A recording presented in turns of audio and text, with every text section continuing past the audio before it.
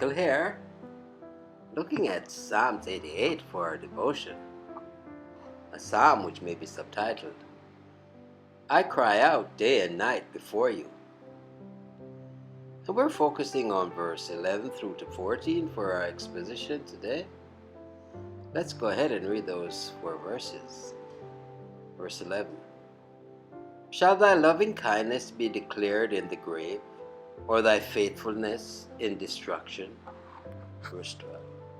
Shall thy wonders be known in the dark, and thy righteousness in the land of forgetfulness? Verse 13. But unto thee have I cried, O Lord, and in the morning shall my prayer prevent thee. Verse 14. Lord, why castest thou off my soul? Why hidest thou thy face from me? And as we get to the treasure of David for the exposition, let's go ahead and read verse 11 again. Shall thy loving kindness be declared in the grave, or thy faithfulness in destruction? Spurgeon pens. Shall thy loving kindness be declared in the grave? Thy tender goodness, who shall testify concerning it in that cold abode where the worm and corruption hold their riot? The living may indite meditations among the tombs, but the dead know nothing, and therefore can declare nothing. Or thy faithfulness in destruction. If the Lord suffered his servant to die before the divine promise was fulfilled, it would be quite impossible for his faithfulness to be proclaimed. The poet is dealing with this life only, and looking at the matter from the point of view afforded by time and the present race of men. If a believer were deserted and permitted to die in despair, there could come no voice from his grave to inform mankind that the Lord had rectified his wrongs and relieved him of his trials. No songs would leap up from the cold sod to hymn the truth and goodness of the Lord. But as far as men are concerned, a voice which loved to magnify the grace of God would be silenced, and a loving witness for the Lord removed from the sphere of testimony.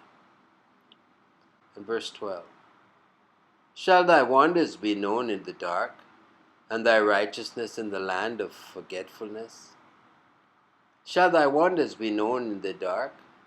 If not, here permitted to prove their goodness of Jehovah, how could the singer do so in the land of darkness and death's shade? Could his tongue, when turned into a clod, alarm the dull cold air of death? Is not a living dog better than a dead lion, and a living believer of more value to the cause of God of earth than are all the departed put together?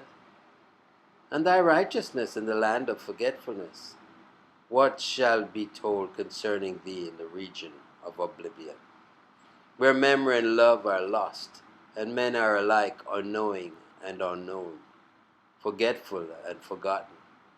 What witness to the divine holiness can be borne? The whole argument amounts to this. If the believer dies unblessed, how will God's honor be preserved? Who will bear witness to this truth and righteousness? And verse 13 that reads, But unto thee have I cried, O Lord, and in the morning shall my prayer prevent thee. But unto thee I cried, O Lord. I have continued to pray for help to thee, O Jehovah, the living God, even though thou hast so long delayed in answer. A true-born child of God may be known by his continuing to cry. A hypocrite is great at a spurt, but the genuine believer holds on till he wins the suit. And in the morning shall my prayer prevent thee. He meant to plead on yet, and to increase his earnestness. He intended to be up betimes, to anticipate the daylight, to begin to pray before the sun was up. If the Lord is pleased to delay, he has a right to do so, as he wills, but we must not therefore become tardy in supplication. If we count the Lord slack concerning his promise, we must only be the more eager to outrun him, lest sinful sloth on our part should hinder the blessing. Let prayer and holy hymn perfume the morning air. Before the world with smoke is dim, bestir thy soul to prayer. While flowers are wet with dew, lament thy sin with tears, and ere the sun shines forth anew, tell to thy Lord thy fears. And verse 14 that reads, Lord, thou castest off my soul. Why hidest thou thy face from me? Lord, why castest thou off my soul?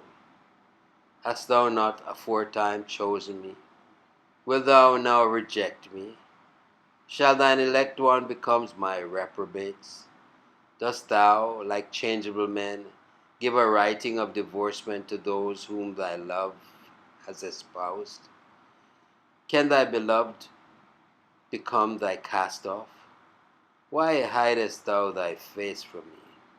Wilt thou not so much as look upon me? Canst thou not afford me a solitary smile? Why this severity to one who has in brighter days basked in the light of thy favor? We may put these questions to the Lord.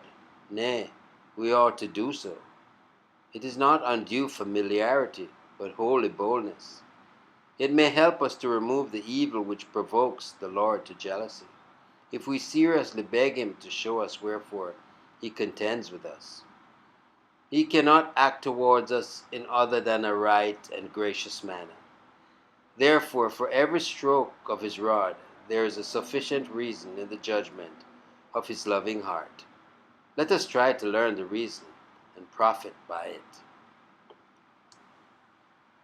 Indeed, there is a relationship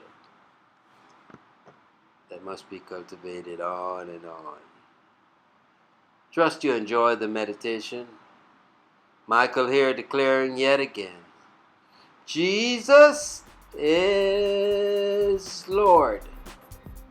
Until next time, be blessed.